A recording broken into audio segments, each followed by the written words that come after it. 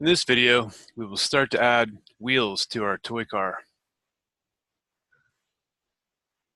I'll start with updating side profile sketch. And I'm going to go ahead and not show the profile and not show the constraints so I can see the sketch a bit better. And I will start sketching the wheel. C on the keyboard for circle. And I want to be approximately a 64th of an inch away. Keep it pretty tight. Then I will offset to create a tire. So O on the keyboard. Give that a value of 1/8. And then C on the keyboard to create the hub. And I'll give this dimension about a 1/16. And the intent will be to put a nail through there. Again, we'll offset from this circle. Also about 1/8. And when I look at that, I'm thinking that the 1/8 is too much. So I'm going to go back down to just a 1/16. So now I start to draw the spokes in. So line on the keyboard, L on the keyboard. And I'll do another.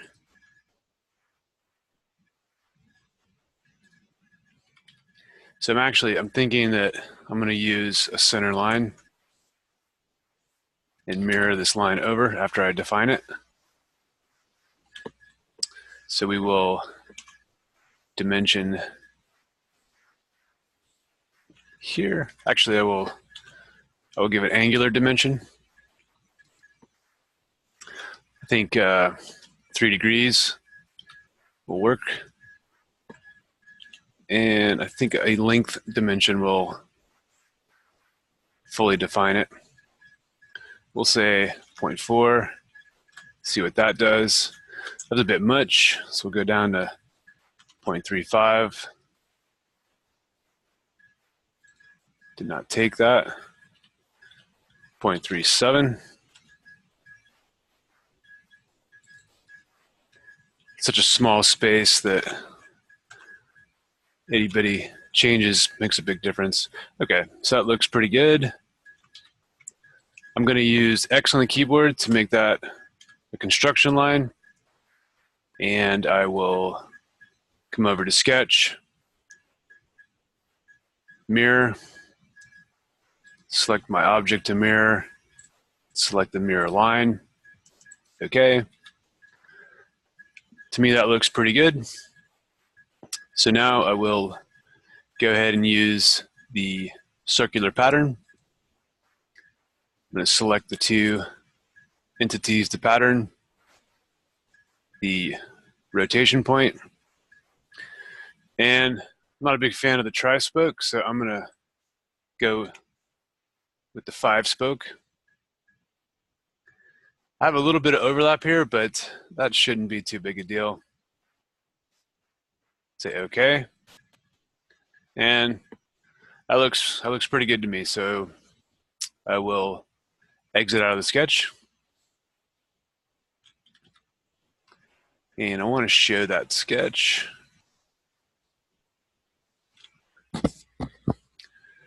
So I'll be extruding from this point to the outside point. So I have enough in my sketch to create my extrude.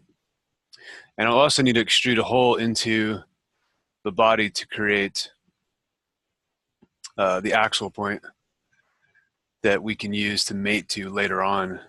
I'm going to go ahead and draw another hole. So C on the keyboard on this side. And I want this to be equal to my axle dimension, which is 1/16. Say, okay, exit out of sketch now.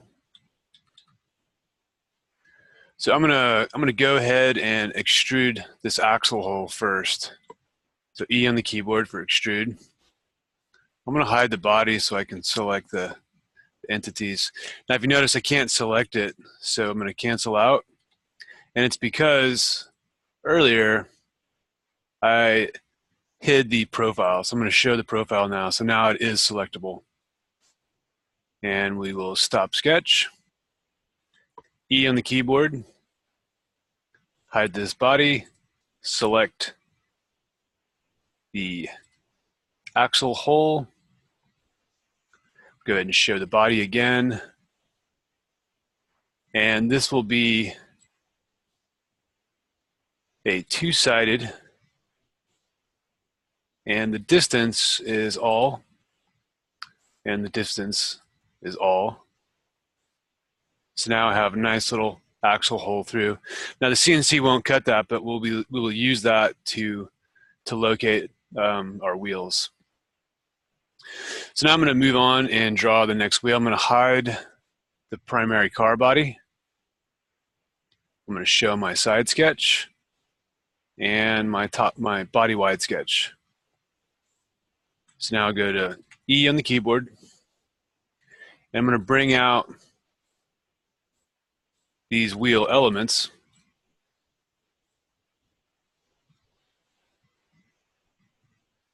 Yep, that all looks good.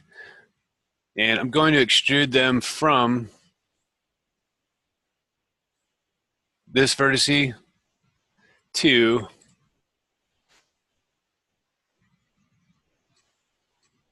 the outsidemost vertice. Okay. Now the wheel looks pretty good. I want to kind of recess this internal hub portion on both sides. I think it'll look better. And maybe I'll just do it on the front side. So I can select this plane and try and recess it from that plane, or I can go back and I can update my extrude feature and deselect the elements that I don't want to bring all the way forward. So, okay. Now I'll do another extrude where I select these elements and I want to go from, show that body wide sketch, this vertice, and I still want to go to the final vertice, but I want to recess it in so I can offset it about a 1/16. Take a look at it. And that's still, this portion of it still looks a little strange. So I'm going to go back one more time and finish this update. So we'll go back here, deselect. Okay. Come back here, select the internal. And I actually want to change this to join so that it's all one body. And now that looks quite a bit better to me.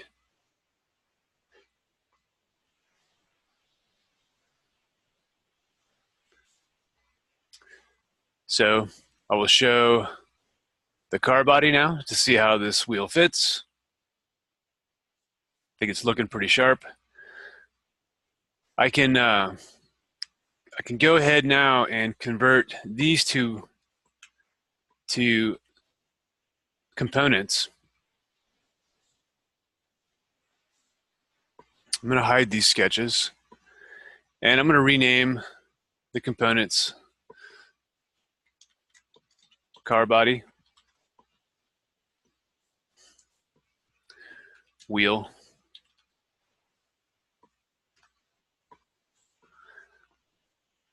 and I'm going to ground both of these. So that way, when it's grounded, I can't drag it around. So when it's a component, I can freely move it. And I'd like to avoid that with these two because they're already in the right spot. So I'm going to go ahead and ground this other wheel as well. And now I'm I'm going to use M on the keyboard for, it's a move function. And within the move function, I can select the component.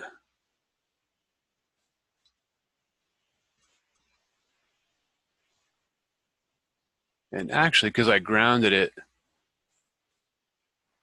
it's not letting me select it. So I want to create a copy of it. And the copy, I can use these wheels to drag. I can also rotate it around. I can move it on a point-to-point basis. And I just want to move it fairly close and to where I can select some elements to create a joint. So now I'm going to go back in the original wheel. I'm going to go ahead and ground it. And I'm going to create a joint on this wheel. You can do J on the keyboard or just come down to assembly and select joint. And I want to select this circular plane. So I hover over it and it quickly snaps to the center. And I want it to be a revolve joint. So I use this drop down for revolve. And I come back over here and I select our axle position. So now it's joined to the axle. I can animate it to see what it does. So it rotates and I can stop the animation. Hit OK. So now anytime I grab this item, the only thing it can do is rotate. If I rotate it to a point that I don't want, I can revert it back or I can capture that position. So I'm going to just go always kind of revert because it's not a big issue to have these in a specific orientation. So I'm going to go ahead and unground this one, and I'm going to do the same process. And, J on the keyboard, select the axle position.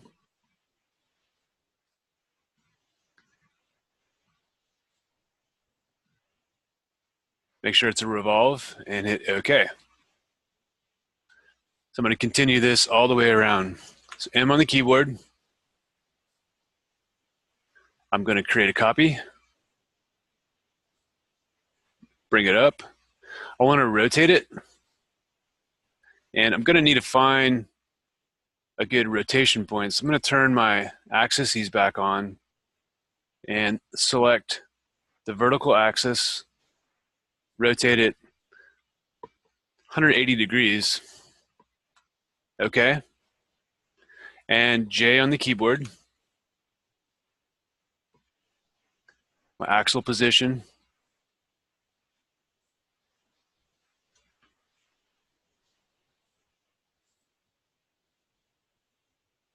Looks good. Okay. M on the keyboard to move. Create a copy. Free move. Okay.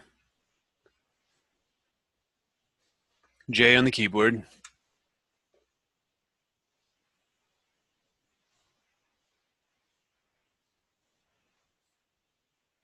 And there we go. So at this point, the car looks like it's ready to start cutting on the CNC for a prototype car. We can continue refining all the elements of the car if we want to, but for the purposes of the class, this is going to be sufficient. On the next video, we'll take a look at creating the structure that we're going to hold the material to as we CNC cut.